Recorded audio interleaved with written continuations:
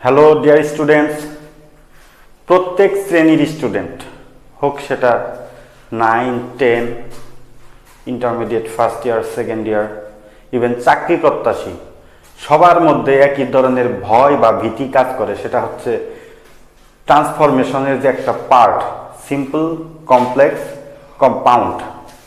এটা আসলে বুঝতে পারি না, এটা করতে সমস্যা, আবার এটা আয়ত্ত আনতে না অনেক সময় লাগে। আসলে কি কথাটা সত্য? না, একদম সহজ। আর হিসেব করলে এর চেয়ে সহজ ইংলিশ গ্রামারের কোনো পার্টই নেই বলা চলে, যদি কিছু সূত্র মেনটেন করে করা যায়। তো সেই সূত্র করার আগে আপনাদেরকে নজর দিতে হবে আমাদের হোয়াইট বোর্ডের উপর। কি কারণে? এই হোয়াইট বোর্ডের উপরে যে একটা চার্ট দেওয়া হয়েছে, এই চার্টটা ফলো করে আমরা সিম্পল, কমপ্লেক্স, কম্পাউন্ড মানে সমাধান করব।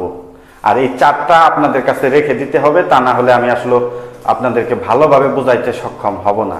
তো আপনার সাথেই এই চার্টটা সুন্দর করে রেখে দিবেন, কারণ আমার একটু পরে এটা মুছে দিতে হবে। তো আপনারা দেখেন, এটা ট্রান্সফরমেশনের একটা পার্ট, সিম্পল, কমপ্লেক্স, কম্পাউন্ড। আমি চারটা কি দিয়েছি? To, so that, very, and. এগুলা কি, তাই না? একটু মানে এলোমেলো লাগতেছে। কাজেই টুর পরে ভার্ব, সো দ্যাট, অ্যান্ড, ভার্বের সাথে আইএনজি, অ্যাজ, সিন্স, হোয়েন। আবার লিখছি কারণ, সময়, অ্যান্ড। আবার লিখছি ভার্ব, তা কি আইএনজি, তার আগে হচ্ছে বাই। ইফ, ইউ, হি, যে কোনো নেম, আবার লিখছি অ্যান্ড। আবার উইদাউট, ভার্বের সাথে ING, if, you, he, name, don't, doesn't, didn't. তারপরে বলছি কি অর। আবার in spite of, despite, though, although, but. এই চারটা দিয়েই আমরা সিম্পল, কমপ্লেক্স, কম্পাউন্ড খুব সহজভাবে বোধগম্য করে তোলার চেষ্টা করব। সো যেহেতু আমাকে সামনে এগোতে হবে, সেই দৃষ্টিকোণ থেকে এটা আমাকে মুছে দিতে হবে। এটা ভিডিওর মধ্যে দেওয়া আছে, আপনারা কাইন্ডলি এটা তুলে নেবেন, তারপরে আমরা সামনে আগাবো। ওকে, ধন্যবাদ, দেখতে থাকেন।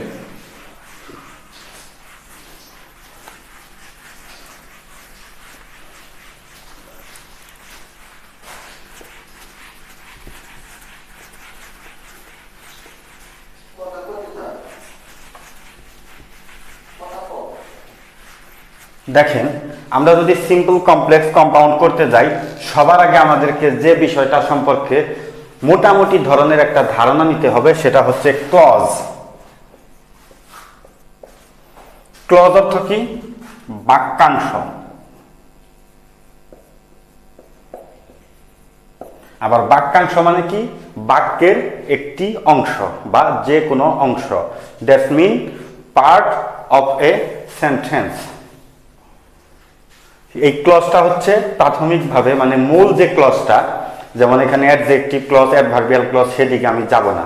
আমি শুধু যাব হচ্ছে কি প্রিন্সিপাল ক্লজ কি, সাবঅর্ডিনেট ক্লজ কি, কোঅর্ডিনেট ক্লজ কি, সেটাই আমার এটা করতে লাগবে। তো এই ক্লজ হচ্ছে 3 প্রকার।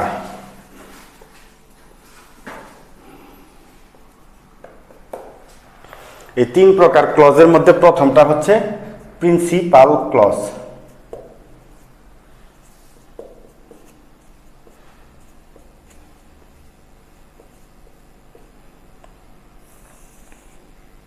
প্রিন্সিপাল ক্লজ কি? শুধু এই যে এইটুকু সংজ্ঞা মুখস্থ রাখলেই হবে। একটি সাবজেক্ট যোগ একটি ফাইনিট ভার্ব।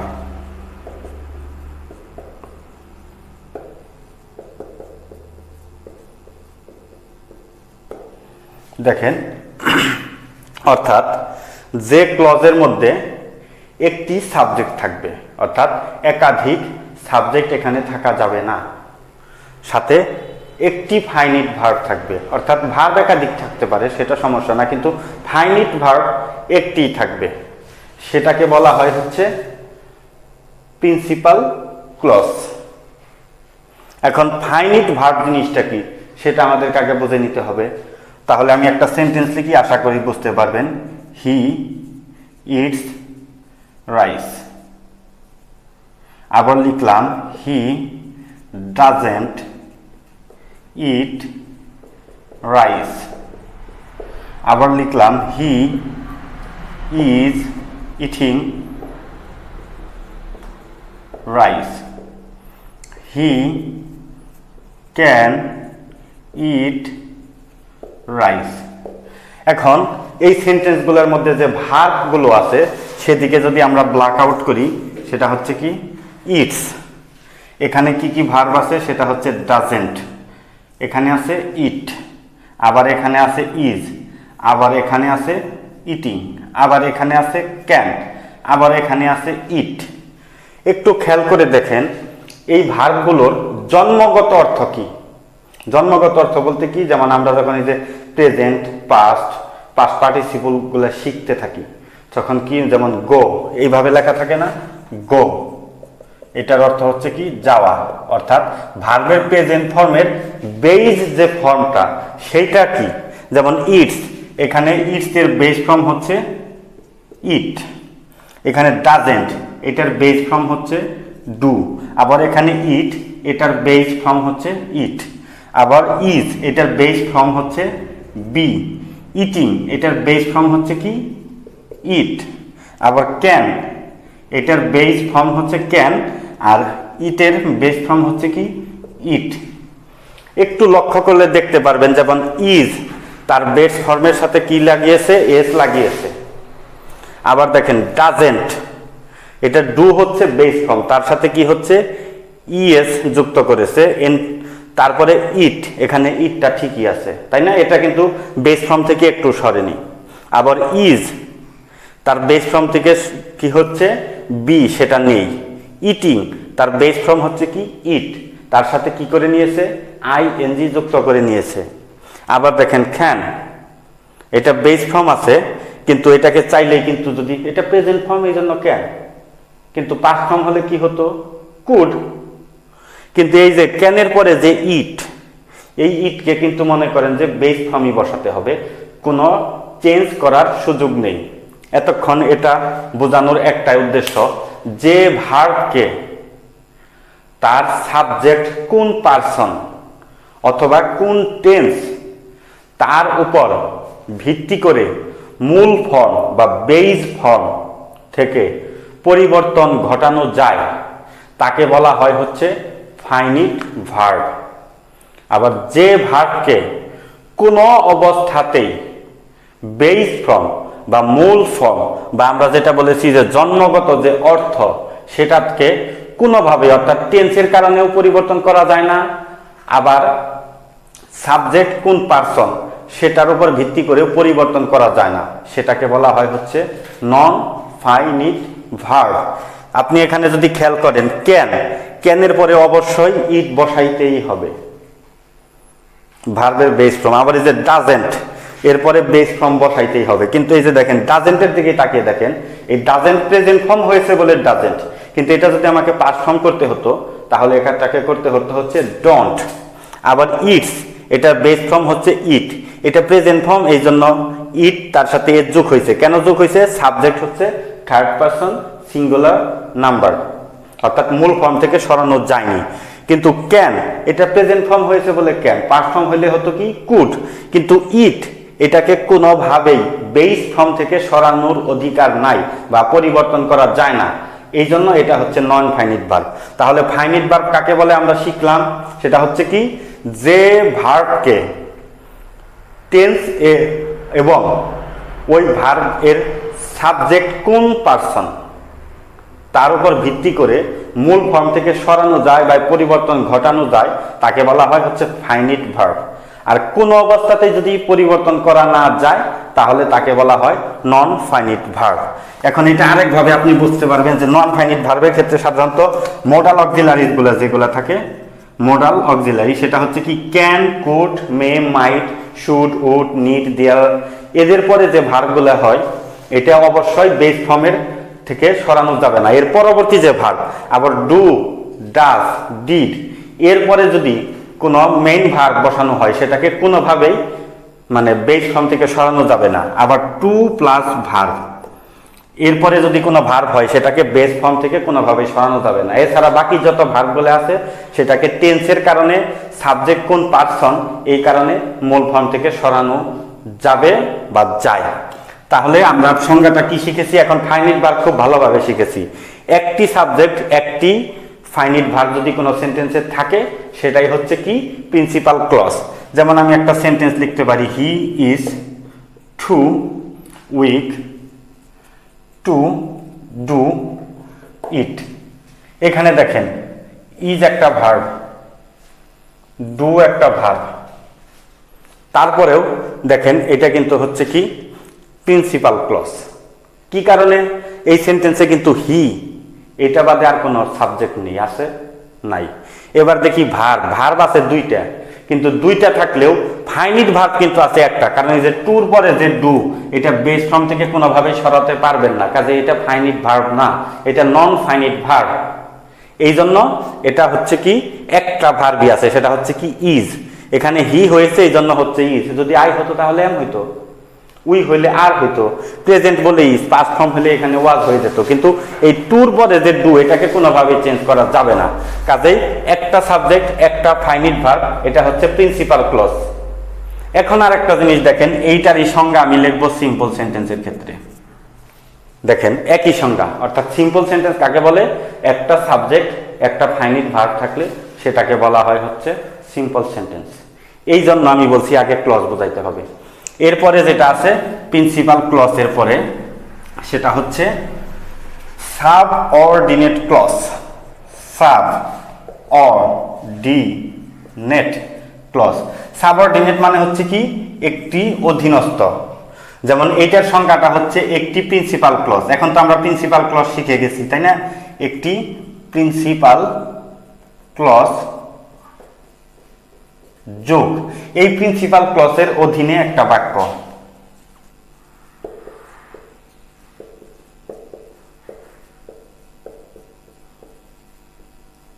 খুব ভালো করে খেয়াল করবেন, একটি প্রিন্সিপাল ক্লজ, যেমন আমি আগে যেটা লিখলাম হি ইজ সো উইক, এটা লিখলাম।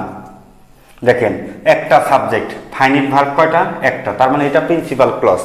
আবার আরেকটা সেন্টেন্স লিখলাম, সেটা হচ্ছে he can not do it. এখানেও দেখেন একটা সাবজেক্ট, ক্যান একটা ফাইনিট ভার্ব আছে, তাহলে কি দুইটাই প্রিন্সিপাল ক্লজ, তাই না? কিন্তু আমি কি বলছি, একটি প্রিন্সিপাল ক্লজ তার অধীনে একটা বাক্য। এখন এই যে এখানে যদি আমি একটা দ্যাট বসাই দেই, তাহলে এটা প্রথমটা হয়ে গেল প্রিন্সিপাল ক্লজ, আর এটা হয়ে গেল তার অধীনস্থ একটা সেন্টেন্স। তাহলে এই he can not do it এটা সহ পুরোটাই হচ্ছে সাবঅর্ডিনেট ক্লজ। একই সংজ্ঞা কাটে হচ্ছে কমপ্লেক্স সেন্টেন্সের ক্ষেত্রে। তাহলে কমপ্লেক্স সেন্টেন্স কাকে বলে? একটি প্রিন্সিপাল ক্লজ তার অধীনে আরেকটি ক্লজ যদি যুক্ত হয়ে একটা সেন্টেন্স গঠন করে, তাকেই বলা হয় হচ্ছে কমপ্লেক্স সেন্টেন্স। এরপরে হচ্ছে কোঅর্ডিনেট ক্লজ। কোঅর্ডিনেট ক্লজটা হচ্ছে কি, এটা সহজ, দুইটা স্বাধীন বাক্য। এটা আর কি বলা চলে যে পার্টনারশিপের ব্যবসা। পার্টনারশিপের ব্যবসা কি? আপনি আমি মিলে একটা ব্যবসা শুরু করলাম, আপনিও আপনার ক্ষেত্রে স্বাধীন, আমিও আমার ক্ষেত্রে স্বাধীন, কিন্তু কি হয়েছে দুইজনে মিলে সহযোগিতা বা পারস্পরিক সম্পর্ক করে একটা বিজনেস শুরু করেছি। কাজেই আমি আপনার একজন পার্টনার, আপনি আমার একজন পার্টনার, এই জন্য এদেরকে বলা হয় কি কোঅর্ডিনেট ক্লজ। এই জন্য কি হয়, দুইটা বাক্য কোঅর্ডিনেটিং কনজাংশন। আমি যখন কনজাংশন বিষয়ে আসবো তখন বুঝবো যে কোনটা কোঅর্ডিনেটেড কনজাংশন, কোনটা কোরিলেটেড কনজাংশন, এগুলো সব আলোচনা করা হবে স্পেস বাই স্পেস। কিন্তু এখন এটা আমার দরকার নেই, এই জন্য বলছি যে এটা সাধারণত কোঅর্ডিনেটিং কনজাংশন দ্বারা যুক্ত হয় এবং সেটা সুনির্দিষ্ট মোটামুটি করে দেওয়া আছে, অর, বাট, এন্ড, সাধারণত এই তিনটাই। এগুলো দ্বারা যদি দুইটা সেন্টেন্স যুক্ত হয় তাহলে সেটা হচ্ছে কি কোঅর্ডিনেট ক্লজ। সেটা কিরকম? যেমন এটাই লিখলাম যে হি ইজ ভেরি উইক, আবার দিলাম he can not do it. দেখেন দুইজনেই আলাদা সত্তা, জাস্ট মাঝখানে একটা এন যুক্ত করে দিয়ে পার্টনারশিপ দিয়ে দিলাম। এটাই হচ্ছে কি কোঅর্ডিনেট ক্লজ। এখন দেখেন এই একই সংজ্ঞা খাটে হচ্ছে কম্পাউন্ড সেন্টেন্সের ক্ষেত্রে, অর্থাৎ দুইটা স্বাধীন বাক্য যদি কনজাংশন দ্বারা যুক্ত হয়ে একটা বাক্যে রূপান্তর হয় তাকে বলা হয় হচ্ছে কম্পাউন্ড সেন্টেন্স। আশা করি ক্লজ বিষয়টা আমাদের মাথার মধ্যে এসেছে। মানে ক্লজের যে বেসিক ফর্ম সেটা, ডিটেলস ক্লজটা হচ্ছে এটা অ্যাডমিশন লেভেলে যারা মানে ভার্সিটি অ্যাডমিশন যারা করবে তাদের জন্য, আর আপনাদের জন্য দরকার আছে সেই ক্লাসটা দেওয়া হবে, সমস্যা নেই। এখন আমরা আসি আমাদের হচ্ছে ইসের ক্ষেত্রে। আমি যে চার্টটা দিয়েছিলাম দেখেন, প্রথম চার্টটাই কিন্তু আমি 1 নম্বরে লিখেছি হচ্ছে এই যে এটা, এই 2 + 2। এটা বোঝার জন্য আমি কি বলতে পারি, যেমন একটা সেন্টেন্স দিয়ে কিন্তু আমি আগেই করিয়ে ফেলেছি আপনাকে, সেটা কিভাবে করেছি সেটা দেখলেই বুঝতে পারবেন। মনে হয় আমি এই সেন্টেন্সটা লিখেছিলাম, he is too weak to do it. এখন দেখেন আমি যে কি ওয়ার্ডসগুলো দিয়েছিলাম তার মধ্যে প্রথম সংজ্ঞার মধ্যে আছে কিন্তু টু, এরপরে আছে টু, তাহলে খুঁজে পাওয়া যায়। এখন আমরা সংজ্ঞাতে যাব না, জাস্ট কিওয়ার্ডের দিকে যাব, অর্থাৎ 2 + 2 থাকলে সেটা কোন সেন্টেন্স? Simple sentence. তার মানে হচ্ছে নাম্বার যাবে 1 আর এ বলতে এখানে বোঝাবো হচ্ছে সিম্পল সেন্টেন্স। এখন দেখেন এই সেন্টেন্সটার থেকে কিন্তু আমি স্ট্রাকচার বের করব। কি কারণে বের করব? এই সেন্টেন্সটা যদি আমার আয়ত্তে থাকে, এখানে যে স্ট্রাকচার আছে সব কয়টা স্ট্রাকচার মেনটেন করে এই লেভেলের, অর্থাৎ 2 + 2 এর যে সিম্পল ফর্ম থাকে সেটা পরিপূর্ণ করা যায়। দেখুন তো এখানে কি গেছে, প্রথমে গেছে সাবজেক্ট, সাবজেক্টের পরে অক্সিলারি গেছে, তাই না? কিন্তু এখানে অক্সিলারি হিসাব আসবে না, এখানে আসবে হচ্ছে ভার্ব। এখানে আমি লিখবো হচ্ছে কি সাবজেক্ট প্লাস ভার্ব, ভার্বের পরে লিখছি হচ্ছে টু, টুর পরে এই যে দেখেন উইক, এখানে একটা অ্যাডজেক্টিভ থাকবে। অ্যাডজেক্টিভ মানে কি, আমরা এত ইসে যাব না, দুষ্গুণ ভালো মন্দ শেষ। তারপরে দেখেন টু, অবশ্যই আপনাকে ভার্ব 1 এর বেস ফর্ম বসাতে হবে, no alternative ways, verb 1 plus extension. দেখেন তো এই গঠন দিয়ে আমরা করতে পেরেছি কিনা, অর্থাৎ 2 + 2 থাকলে সেটাকে যদি সিম্পল সেন্টেন্স করতে হয় তাহলে 1 এর বি অর্থাৎ কমপ্লেক্স সেন্টেন্স। সেই রুলসটা কি ছিল? So ... that. এটা করতে গেলে একটা স্ট্রাকচার লাগে, সেটা হচ্ছে প্রথমে সাবজেক্ট, সাবজেক্টের পরে হচ্ছে ভার্ব, তারপরে হচ্ছে অ্যাডজেক্টিভ, অ্যাডজেক্টিভের পরে হচ্ছে দ্যাট, দ্যাটের পরে সাবজেক্ট, সাবজেক্টের পরে ক্যান নট, কুড নট, ভার্বের প্রেজেন্ট ফর্ম প্লাস এক্সটেনশন। তাহলে একটা জিনিস খেয়াল করতে হবে, আমরা এটা কিন্তু আগে করিয়েছি, মানে যখন আমরা ওই সংজ্ঞাতে গিয়েছিলাম মানে ক্লজের, তখন এটা করিয়েছি। তো এটা তো সবাই জানাই আছে যে দ্যাট এর আগের অংশ যদি প্রেজেন্ট ফর্ম হয় তাহলে হবে ক্যান নট, পাস্ট ফর্ম হলে কুড নট। এই সেন্টেন্সটা থেকে যদি আমি করি, সাবজেক্ট হচ্ছে কি হি, ভার্ব হচ্ছে ইজ, তারপরে একটু ভুল করেছি আমি, সেটা হচ্ছে কি অ্যাডজেক্টিভ দিয়েছি কিন্তু সোটা দিতে হবে, সো এর পরে হবে অ্যাডজেক্টিভ, ঠিক আছে? তাহলে হবে সো, তারপরে হচ্ছে অ্যাডজেক্টিভ উইক, তারপরে হচ্ছে কি দ্যাট, যেহেতু দ্যাট এর আগের অংশে প্রেজেন্ট ফর্ম এই জন্য সাবজেক্টের পরে হবে হচ্ছে ক্যান নট, এরপরে হচ্ছে ডু, হচ্ছে ভার্ব, এক্সটেনশন হচ্ছে ইট। এই হচ্ছে 1 এর বি অর্থাৎ সিম্পল কমপ্লেক্সের 1 নম্বর যে রুলসটা 2 + 2, সেটার কমপ্লেক্স ফর্ম হচ্ছে কি সো প্লাস দ্যাট, এইভাবে করতে হয়। এখন প্রত্যেকটার স্ট্রাকচার দিয়ে দিছি, যেমন he is so weak that he can not do it, এটাকে যদি আমি বলি সিম্পল করো তো তাহলে কিভাবে হবে? প্রথমে subject, verb, to, adjective, to, verb 1, extension, এইভাবে মেনটেন করে করা যায়। এবার হচ্ছে 1 এর সি, সি মিন্স 1 এর হচ্ছে কি কম্পাউন্ড সেন্টেন্সটা। এই কম্পাউন্ড সেন্টেন্সের আমরা রুলস কি দিয়েছিলাম? Very ... and. তো এটা করতে গেলে প্রথমে হচ্ছে সাবজেক্ট, সাবজেক্টের পরে যে ভার্বটা থাকবে সেই ভার্বটা দিতে হবে, ভার্বের পরে ভেরি, তারপরে হচ্ছে অ্যাডজেক্টিভ,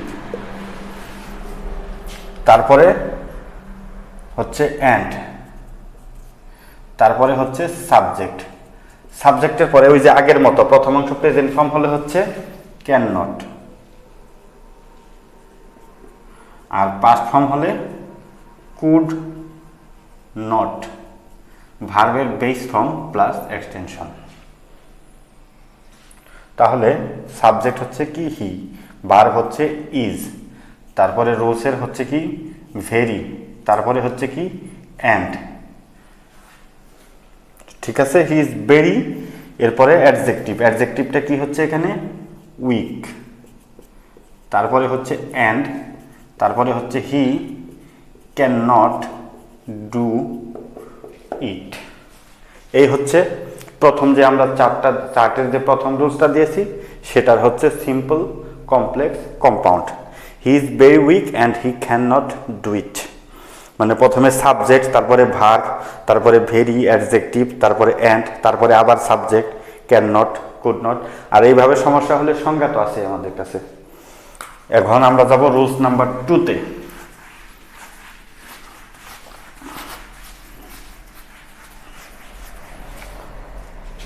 রুলস নাম্বার 2 এর এ, অর্থাৎ 2 এর সিম্পল সেন্টেন্স। সেখানে আমরা কি দিয়েছিলাম, এই যে এইরকম কিছু দিয়েছিলাম, সেটা হচ্ছে 2 প্লাস ভার্ব। এখন আমরা এই 2 প্লাস ভার্ব যদি করতে যাই তাহলে সেন্টেন্সটা থাকবে এভাবে, প্রথমে সাবজেক্ট, ওকে, তারপরে থাকবে হচ্ছে ভার্ব, ভার্বের পরে থাকবে 2, ভার্বের পরে 2 আবার অনেক ক্ষেত্রে এক্সটেনশন থাকে, এক্সটেনশনটা স্কিপ করে না যাওয়াটাই বেটার, এই জন্য এক্সটেনশন, তারপরে হচ্ছে 2, এরপরে ভার্ব 1 প্লাস এক্সটেনশন। যেমন আমি একটা সেন্টেন্স লিখি, he came here to do it, তাহলে দেখা যাচ্ছে যে আমাদের স্ট্রাকচারের সাথে মিলেছে। সিম্পল সেন্টেন্স 2 প্লাস ভার্ব থাকলে কিভাবে করতে হয়, প্রথমে সাবজেক্ট, সাবজেক্টের পরে একটা ভার্ব। এখানে ভার্ব কটাটা লিখেছি এই জন্য যে ভার্বের প্রেজেন্ট ফর্ম হতে পারে, পাস্ট ফর্ম হতে পারে, এই কারণে শুধু ভার্ব কটাটা লিখেছি। তারপরে এক্সটেনশন, তারপরে 2 প্লাস ভার্ব 1, এখানে অন্য কোনো সুযোগ নেই, এরপরে ইট। এখন এইটাই যদি আমি কমপ্লেক্স করতে যাই, তো কমপ্লেক্স করতে গেলে প্রথমে আমাকে এইভাবেই সাজাতে হবে, প্রথমে সাবজেক্ট, তারপরে হচ্ছে কি ভার্ব, তারপরে এক্সটেনশন, এক্সটেনশনের পরে হচ্ছে so that.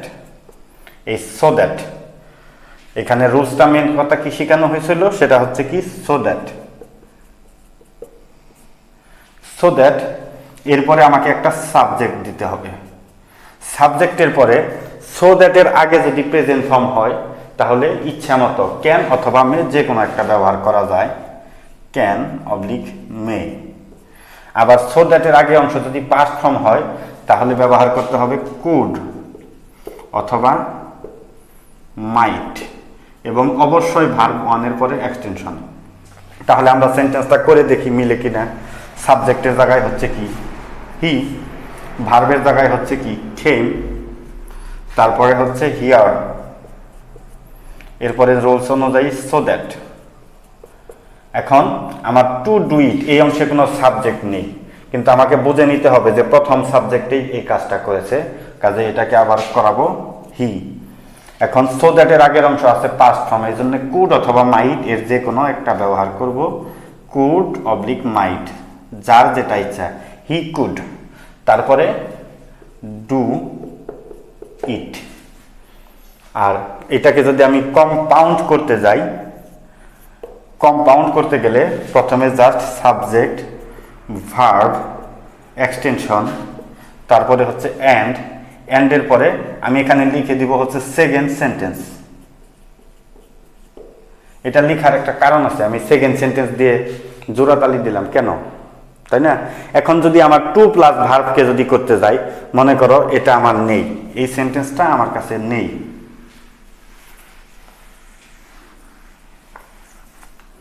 He came here to do it এটা আছে, তাহলে দেখা যাচ্ছে যে আমি আটকা পড়ে যাব, হি কেম হিয়ার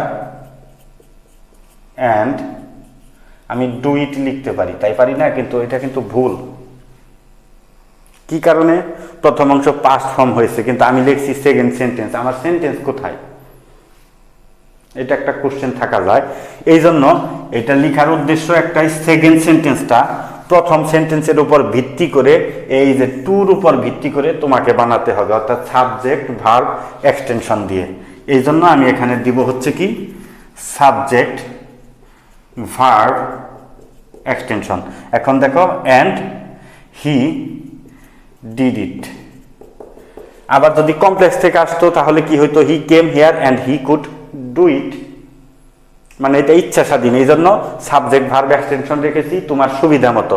অর্থাৎ তোমাকে যদি কেউ সিম্পল সেন্টেন্স থেকে করতে দেয় তাহলে এক নিয়ম, আবার যদি কমপ্লেক্স থেকে করতে দেয় সেটা বুঝতে হবে। এই হচ্ছে গিয়ে আমাদের হিসাব।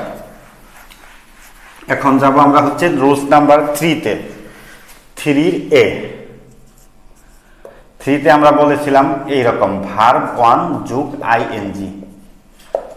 পয়েন্ট টু বি নোটেড, এই ভার্ব 1 প্লাস আইএনজি যে কোনো পার্টে গিয়ে থাকতে পারে, কিন্তু এটা দিয়ে সাধারণত আমাদেরকে স্টার্টিং দিতে হবে। যেমন একটা সেন্টেন্স লিখি তাহলে বুঝবা, সেটা হচ্ছে রিচিং দেয়ার,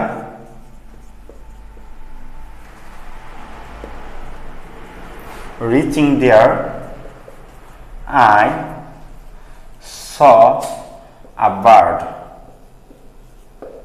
এখন দেখো, তোমাকে যেটা খুঁজতে হবে সেটা হচ্ছে কি ভার্ব 1 প্লাস আইএনজি। টেন্সের অংশে তোমরা অবশ্যই শিখেছো যে এমিজার থাকলে ভার্বের সাথে আইএনজি হয়, অথবা হ্যাভ বিন হ্যাজ বিন থাকলে, কিন্তু এখানে সেরকম কিছু থাকবে না। আবার এটা এভাবেও করা শিখতে পারতো, আই স এ বার্ড। এই যে এখানে দেখা থাকতে হচ্ছে কি রিচিং দেয়ার। দেখো এলোমেলো ভাবে থাকতেই পারে, আমার খেয়াল রাখতে হবে কি ভার্ব 1 প্লাস আইএনজি এটা কোন জায়গায় আছে সেটা খেয়াল করে প্রথম থেকে আমাকে স্টার্ট করতে হবে। এখন দেখতে হবে reaching, I saw a bird reaching there, এটা কি সময়ের উল্লেখ করেছে না কারণ?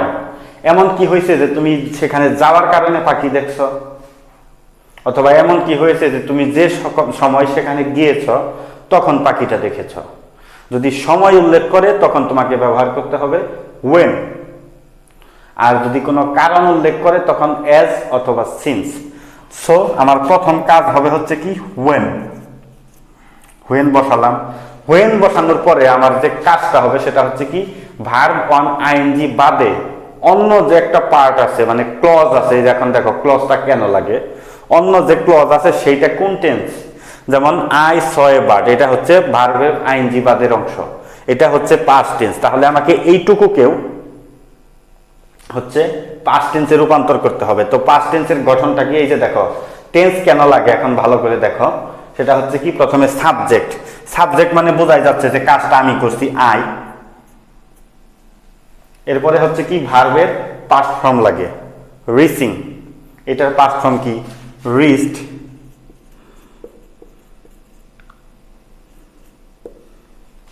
এক্সটেনশন হচ্ছে কি দেয়ার। এটা স্ট্রাকচার এভাবেই করতে হবে, when I reached there।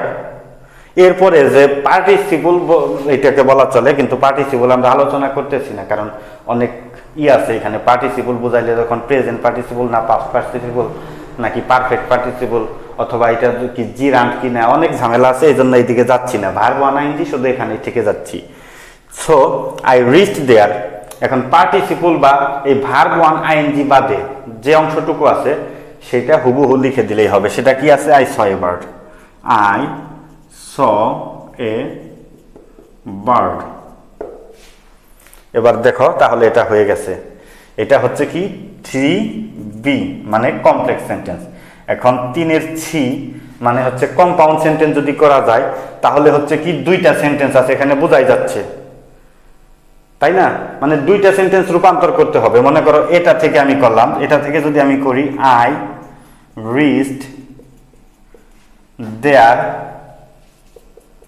And I saw a bird. ভালো কথা, এটা কমপ্লেক্স থেকে কম্পাউন্ড করলাম, কিন্তু এখন ধরো এটা নেই, তাহলে আমি কিভাবে করব? যে I saw a bird reaching there, ওই একই নিয়ম। সেটা হচ্ছে কি তখন এই হুয়েনটা বাদ যাবে, বাদ যে পার্টিসিপলের অংশকে পার্টিসিপল বাদের যে অংশটুকু থাকে সেই টেন্সে রূপান্তর করতে হবে। তাহলে কি হবে, সাবজেক্ট আই, তারপরে ভার্ব হচ্ছে কি রিচ, তারপরে ইডি আই রিচড, তারপরে হচ্ছে কি দেয়ার, অ্যান্ড স এ বার্ড বা আই স এ বার্ড, যেটাই বলো সেটাই। এই হচ্ছে বিষয়। কারণ এখানে স্ট্রাকচার দেওয়ার কোনো দরকার নেই, এই জন্য আমি আলোচনা করতেছি। আশা করি আমার আলোচনা থেকে তোমরা ক্লিয়ার কাট বুঝতে পারবে, সমস্যা হবে না। এবার আসো 4 নাম্বার রুলস, 4-এর সিম্পল সেন্টেন্স। 4-এর এ, এখানে কি দিয়েছিলাম, by plus verb 1 plus ING. এখন এটা তো বুঝতেই পেরেছো যে এই ধরনের অংশ, আইএনজি যুক্ত অংশ যে কোনো স্পেসে থাকতে পারে, অর্থাৎ মাঝখানে থাকতে পারে, শেষে থাকতে পারে, শুরুতে থাকতে পারে।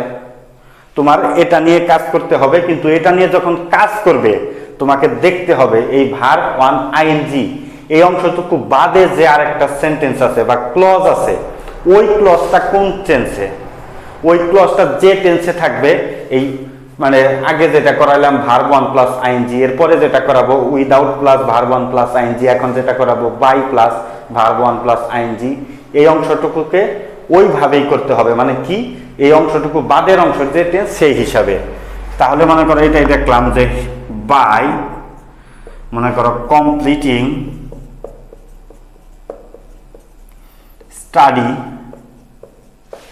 কমা দিয়ে দিলাম he got a good job. তাহলে স্টার্টিংটা দাঁড়াচ্ছে কি, প্রথম অংশ যাচ্ছে হচ্ছে গিয়ে পার্টিসিপলের অংশ বাই প্লাস আইএনজি এক্সটেনশন, আর দ্বিতীয় পার্টে যাচ্ছে হচ্ছে কি সাবজেক্ট ভার্ব এক্সটেনশন। এভাবে যাচ্ছে by plus verb 1 plus ING, তারপরে যাচ্ছে হচ্ছে কি সাবজেক্ট ভার্ব এক্সটেনশন, এভাবে। এখন বাই প্লাস আইএনজি বাদের যে অংশ আছে he got a good job, এটা হচ্ছে পাস্ট ইনডিফিনিট টেন্স, কাজেই এই আইএনজি যুক্ত অংশকেও সেই অংশে রূপান্তর করতে হবে। তো এখানে যদি রূপান্তর করি তাহলে সাবজেক্ট কোন জায়গায়, এই জায়গায় একটা সাবজেক্টই আছে, সেটা হচ্ছে কি হি। এখন দেখো 4-এর বি মানে কমপ্লেক্স সেন্টেন্স করতে গেলে তাহলে প্রথমে লিখবো হি, ঠিক আছে, এইভাবে বুঝতে হবে। কিন্তু এখানে কিন্তু আরেকটা রুলস দেওয়া আছে, সেটা হচ্ছে 4-এর বি করতে গেলে বাই প্লাস বললে কি হয়, সেটা হচ্ছে কি বাই প্লাস জেরান্ড যদি আমি করতে চাই, এখানে জিরান্ডের এইভাবে হিসাব করব না, বাই প্লাস মানে ভার্ব 1 প্লাস আইএনজি, ঠিক আছে। সেখানে এখানে দেওয়া আছে মনে করো ইফ ইউ, তারপরে হি, তারপরে আছে কি যে কোনো নেম, এইভাবে দেওয়া আছে ইফ ইউ হি, ঠিক আছে। আর এখানে গট না দিয়ে আমি এইখানে দেখতে পারি get, he can get a job বা গুড জব। তাহলে মনে করো ইফ সাবজেক্ট আছে হচ্ছে কি হি, এটা আমি বোঝাচ্ছি এই জন্যই যে আগেরটা যেহেতু আমি পাস্ট টেন্স দিয়ে বুঝিয়েছি, এবার প্রেজেন্ট টেন্স দিয়ে বোঝাবো, তাহলে ক্লিয়ার কাট হয়ে যাবে। এখন দেখো হি ক্যান গেট এ জব, এটা হচ্ছে কি প্রেজেন্ট টেন্স, কারণ শুধু আমি পাস্ট বুঝিয়ে যাচ্ছি তখন প্রেজেন্ট নিয়ে অনেকের মনে কনফিউশন থাকতে পারে, সেই কারণে। তাহলে ইফ হি, মনে করো এই যে কমপ্লিট, এটার প্রেজেন্ট ফর্ম কি কমপ্লিট, কিন্তু ভার্বের থার্ড ফর্ম আর কি, মানে পাস্ট মানে ভার্বের হচ্ছে কি থার্ড পারসন সিঙ্গুলার নাম্বার, এই জন্য হচ্ছে কি if he completes study, he can মানে পরের অংশ হুবহু লিখে দিতে হবে হি ক্যান গেট এ জব, হয়ে গেল। আবার এটাকে যদি আমি কম্পাউন্ড করতে যাই 4-এর সি, তাহলে শুধু ইফটা কাটা যাবে, তাহলে আমি ইফটা কাটা গিয়ে তাহলে কি হবে হি কমপ্লিটস স্টাডি, এন্ড যুক্ত করে পরের সেন্টেন্সটা হুবহু লিখে দিব হি ক্যান গেট এ জব। এই হচ্ছে মানে 4 নাম্বার রুলসের নিয়ম। আমি এটা প্রেজেন্ট দিয়ে করে গেছি, আশা করি এখন আর পাস্ট প্রেজেন্ট নিয়ে কারো কনফিউশন থাকবে না। এবার দেখো আমাদের 5 নাম্বার রুলসের প্রেজেন্ট ফর্ম, সেটা হচ্ছে কি without plus verb 1 plus ING. এরপরে যে কোনো একটা সেন্টেন্স থাকতে পারে, মানে কি সাবজেক্ট ভার্ব এক্সটেনশন। মনে করে লিখলাম যে without studying hard you can not get a good job. Without studying hard you can not, তাহলে বোঝা যাচ্ছে উইদাউট সাবজেক্ট ভার্ব এক্সটেনশন। এখন এখানে আমি লিখে দিয়েছি if you don't, if you do not, if you doesn't, মানে ইফ হি ডাজেন্ট সাবজেক্টের উপর, আবার পাস্ট ফর্ম হলে হতো ডিডেন্ট। এখানে দেখা যাচ্ছে you can not get a good job, এটা হচ্ছে প্রেজেন্ট টেন্স। তাহলে আমার এই অংশকে প্রেজেন্ট টেন্সে রূপান্তর করতে হবে। তাহলে ইফ আর সাবজেক্ট হচ্ছে কি ইউ, তাহলে ডু নট বসানো ছাড়া কোনো উপায় নেই। ইফ ইউ ডু নট, এরপরে এই যে আইএনজির অংশ ভার্বের প্রেজেন্ট ফর্ম করতে হবে, study hard. If you do not study hard, তারপরে যে সেন্টেন্সটা আছে হুবহু লিখে দিব, সেটা হচ্ছে কি you can not get a good job. আশা করি এটা বুঝতে পেরেছ। এখন এইটার যদি হচ্ছে তুমি করতে যাও, কম্পাউন্ড করতে যাও, পাশের সি, এটা কম্পাউন্ড করতে গেলে অধিকাংশ ক্ষেত্রেই তোমাকে যে এই ফরম্যাটে যেতে হবে, সেটা হচ্ছে কি ভার্ব 1 প্লাস এক্সটেনশন, তারপরে হচ্ছে অর, অরের পরে যে সেকেন্ড পার্ট, আমি সেন্টেন্স কথা লিখবো না, মানে এটা বাদে, অর্থাৎ উইদাউট প্লাস জেরান্ট বাদের যে অংশ থাকে, এই জন্য বলছি সেকেন্ড পার্ট। তাহলে ভার্ব 1 প্লাস এক্সটেনশন মানে কি, মানে এই যে যেখানে পার্টিসিপল, মানে এখানে আইএনজি যুক্ত উইদাউটের পরে, যেমন এই যে স্টাডি, অথবা এখানে যে ডন্টের পরে স্টাডি, এই বিষয়টা খেয়াল রাখতে হবে। তাহলে দেখো, মনে করো যে ভার্ব 1 ডু নট এখানে হিসাবই না, স্টাডি বা স্টাডি, এই যে দুইটা হচ্ছে হিসাব। তাহলে study hard, verb 1 extension. Or second পার্টে কি আছে, you can not get a good job, এটা হুবহু লিখে দিবা, you can not get a good job. তাহলে 5 নাম্বার আমাদের হয়ে গেল।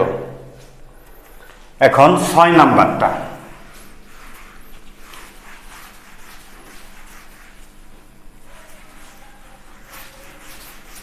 6 নাম্বারে কি আছে, সিম্পল সেন্টেন্সে ইন স্পাইট অফ অথবা ডেসপাইট।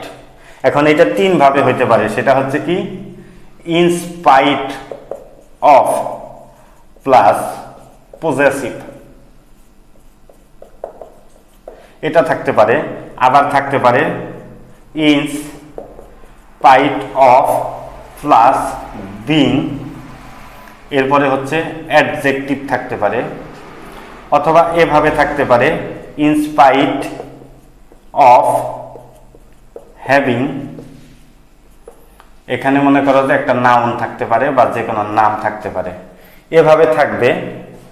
তারপরে হচ্ছে এক্সটেনশন, বা এখানে এক্সটেনশন, এখানে এক্সটেনশন, এখানে একটা সাবজেক্ট ভার্ব অবজেক্ট যুক্ত একটা সেন্টেন্স, সাবজেক্ট ভার্ব এক্সটেনশন যুক্ত একটা সাবজেক্ট, সাবজেক্ট ভার্ব এক্সটেনশন যুক্ত একটা সেন্টেন্স। ওকে, তাহলে আমি এইভাবে লিখি ইন স্পাইট অফ, লিখলাম ইন স্পাইট, এটা হচ্ছে পাশের এ। এখন এটাকে যদি সিম্পল করতে যাই আমি, তাহলে কি করতে হবে, 6 বি, এটাকে সিম্পল থেকে কমপ্লেক্সে রূপান্তর করতে গেলে আমাকে খেয়াল রাখতে হবে, একটা রুলস দেওয়া হচ্ছে, সেটা হচ্ছে কি দো অথবা অল দো, এই জিনিসটা মাথায় রাখতে হবে, দো অল দো। এই দো অল দো বাক্যের শুরুতেও বসানো যায়, শেষেও বসানো যায়, বা মাঝখানেও বসানো যায়। তো আমরা করব কি, যাতে ভুল না হয়, এটা আগে বসিয়ে নিব। যেমন আমি আগে বসালাম হচ্ছে দো। এখন দেখো এখানে কোনো সেন্টেন্স দেওয়া আর নেই, এই সেন্টেন্সটা আগে দিতে হবে, ঠিক আছে? এটার জন্য আগে সেন্টেন্স যদি দেই, তাহলে in spite of possessive his, দিলাম হচ্ছে পভার্টি, হি ওয়াজ হ্যাপি। এখন দেখো হি ওয়াজ হ্যাপি, এটা কোন টেন্স? সেই হিসাবে আমার এই ইন স্পাইট অফ এর অংশকে কমপ্লেক্সে রূপান্তর করতে হবে। আবার এটা এইভাবে থাকতে পারে, ইন স্পাইট অফ বিং। এখন দেখো বিং এর পরে আমি বলছি অ্যাডজেক্টিভ, এই পভার্টি এর অ্যাডজেক্টিভ হচ্ছে পুর। তারপরে যা আছে সেটাই যদি লিখি হি ওয়াজ হ্যাপি। আর এখানে আমি দো আর অলদো মানে ছয়ের বিতে দো আর অলদো আগে বসায় রাখতে বলছি। দেখুন এখানে বললাম যে দো, তাহলে আমাকে কি করতে হবে? যে ইন স্পাইট অফ যুক্ত অংশটুকুকে এই যে সেকেন্ড যে টার্ম এটা টেন্স অনুসারে করতে হবে। এটা হচ্ছে পাস্ট ইনডিফিনিট টেন্স, এই জন্য সাবজেক্ট হচ্ছে কি হি, আর এই অংশে কোনো ভার্ব নেই, তার মানে am is are was were, পাস্টের ক্ষেত্রে ওয়াজ। এখন যেটা করতে হবে কি সেটা মনে রাখবা যে এখানে নাউন থাকলে সেটার অ্যাডজেক্টিভ ফর্ম বানিয়ে নিতে হবে। এই যে দো হি ওয়াজ পুর, এরপরে যে সেন্টেন্সটা আছে সেটা হুবহু বসায়া দিবে, হি ওয়াজ হ্যাপি। আর এটাকে যদি তুমি কম্পাউন্ড করতে চাও, এই কম্পাউন্ড করতে গেলে কি হবে? এখান থেকে দোটা জাস্ট সরায় যাবে, হি ওয়াজ পুর মানে এই যে এই অংশের তো ইন স্পাইট অফ হিজ মানে পজেসিভ আকারে থাকতে পারে, ইন স্পাইট অফ বিং থাকতে পারে, অথবা ইন স্পাইট অফ হ্যাভিং মনে করো যে ওয়েলথ এরকম থাকতে পারে। তো এই অংশটুকুকে কি করবা? সেকেন্ড অংশ মানে এই অংশ বাদের যে অংশ আছে সেই টেন্স অনুসারে এটাকে করতে হবে, তাহলে এটা হয়ে যাবে। তাহলে কি এখানে কি ছিল? হি ওয়াজ পুর, তাই না? এটা লিখে দিলাম হি ওয়াজ পুর। এরপরে মাঝখানে রুলস ছিল কি? সি করতে গেলে বাট, এই বাটটা এখানে নিয়ে আসলাম। তারপরে হি ওয়াজ হ্যাপি। আবার আরেকটা জিনিস দেখো, হি ওয়াজ পুর বাট হি ওয়াজ হ্যাপি না লেখা হি ওয়াজ পুর বাট হ্যাপি, এটাও আমি লিখতে পারি। মানে এইটুকু না দিলেও আমার সেন্টেন্সের যে সেন্সটা আছে সেন্সটা ক্লিয়ার হবে। এই হচ্ছে এইভাবে সিম্পল কম্পাউন্ড কমপ্লেক্স পরীক্ষাতে তোমাদেরকে থাকে। আর একটা জিনিস আছে সেটা আমি লিস্টে আলোচনা করিনি, কারণ হচ্ছে কি ওইটা চার্টের মধ্যে পড়ে না, এই জন্য এটাকে আলাদা করে দিব। এই সিদ্ধান্ত নেওয়ার কারণে এটা চার্টের মধ্যে আমি বসাইনি। সেটা হচ্ছে কি, যেমন এইভাবে থাকে, আই স এ মনে করে দিলাম বিউটিফুল বার্ড, মানে এটার হিসাবটা হচ্ছে কি, প্রথমে সাবজেক্ট, সাবজেক্টের পরে ভার্ব, ভার্বের পরে এক্সটেনশন, এক্সটেনশনের পরে অ্যাডজেক্টিভ, অ্যাডজেক্টিভের পরে থাকবে আবার আরেকটা নাউন। দেখো এই কারণে এটা আমি লিস্টে উল্লেখ করিনি। হ্যাঁ, এখানে সাবজেক্ট ভার্বের পরে কি এক্সটেনশন থাকার পরে একটা অ্যাডজেক্টিভ থাকবে, অ্যাডজেক্টিভের পরে একটা নাউন থাকবে। এটা সিম্পল সেন্টেন্স কিভাবে? একটা সাবজেক্ট আই, একটা ফাইনিট ভার্ব, সিম্পল সেন্টেন্স, সহজ হিসাব। এই জন্য এটার কোনো মনে করো যে দেওয়া হয়নি, মানে আলাদা করে আমি বুঝাবো বলে। এখন এটাকে যদি তুমি কমপ্লেক্স করতে যাও তাহলে তোমাকে করতে হবে হচ্ছে প্রথমে সাবজেক্ট বসাইতে হবে, সাবজেক্টের পরে ভার্ব, ভার্বের পরে মনে রাখতে হবে সেটা হচ্ছে কি এক্সটেনশন। এই এক্সটেনশন অংশে তোমার মনে করো চলে যাবে হচ্ছে কি, মানে এই যে অ্যাডজেক্টিভ বাদের যে অংশটুকু থাকে। দেখো অ্যাডজেক্টিভের বাদে কি আছে? এ বার্ড, তাই না? এরপরে উপযুক্ত একটা WH দিতে হবে, WH এর পরে এখানে অক্সিলারি ভার্ব ব্যবহার করতে হবে। এখন মনে রাখতে হবে এই যে মানে অ্যাডজেক্টিভের আগের অংশ অর্থাৎ টেন্সটা মানে পুরো যে সেন্টেন্সটা থাকবে সেই সেন্টেন্সটা যদি থাকে প্রেজেন্ট টেন্সে, অক্সিলারি বসাইতে হবে হচ্ছে এম ইজ আর। আর যদি মনে করো যে পাস্ট টেন্স থাকে অক্সিলারি বসাইতে হবে হচ্ছে ওয়াজ ওয়ার। এখন দেখো অক্সিলারির পরে এই যে অ্যাডজেক্টিভ এখানে নিয়ে বসাতে হবে। তাহলে এখানে কি দাঁড়ায়? সাবজেক্ট হচ্ছে কি আই, ভার্ব হচ্ছে কি স, এক্সটেনশনে কি আছে? অ্যাডজেক্টিভ বাদে এ লিখলাম, তারপরে কি আছে? বার্ড লিখলাম। এখন দেখো এ বার্ড, এই অনুসারে WH কোনটা আসে? যেমন যদি ব্যক্তি হতো আই স এ ম্যান, তাহলে হয়তো কি হোয়াট মানে হু, আর বস্তু হইলে হুইচ, অথবা মনে করো যে মানে হিসাবে আনতে হবে, তোমার মাথায় ক্লিক করতে হবে যে আসলে ব্যক্তি না বস্তু। ব্যক্তির ক্ষেত্রে হু, অন্য ক্ষেত্রে হুইচ আনতে পারো, হোয়াট আনতে পারো, মানে সামঞ্জস্যপূর্ণ একটা WH ওয়ার্ড আনতে হবে। তাহলে এ বার্ড এটা হচ্ছে কি একটা মনে করো যে ব্যক্তি না কিন্তু প্রাণী, যদিও তাও ইতরবাচক প্রাণী, এই জন্য এটার ক্ষেত্রে আনতে হবে হুইচ। এবার খেয়াল করো যে এই অংশ এটা পাস্ট টেন্স, এই জন্য আমাকে অক্সিলারি ভার্ব বসাতে হবে ওয়াজ, আর অ্যাডজেক্টিভটা কি ছিল? Beautiful. Which was beautiful, that's enough. আর এটার যদি সি করতে যাও একদম সোজা সেন্টেন্সটা লিখে দিবা সাবজেক্ট ভার্ব এক্সটেনশন। এক্সটেনশনের পরে মনে করো যে যদি সাবজেক্ট না থাকে একটা ইটকে সাবজেক্ট দিবা, অথবা সাবজেক্ট যেটা থাকবে সেটাই। এখানেও অক্সিলারি ভার্ব দিতে হবে, অ্যাডজেক্টিভ দিতে হবে। তাহলে কি হবে? I saw a bird. তারপরে মাঝখানে বসাইতে হবে কি? কম্পাউন্ড করতে গেলে অবশ্যই এন্ড লাগবে না আমাদের? এই ইটের আগে একটা এন্ড বসাইতে হবে। এন্ড প্লাস মনে করো সাবজেক্ট, এখানে ইট না বলি, এন্ড ইট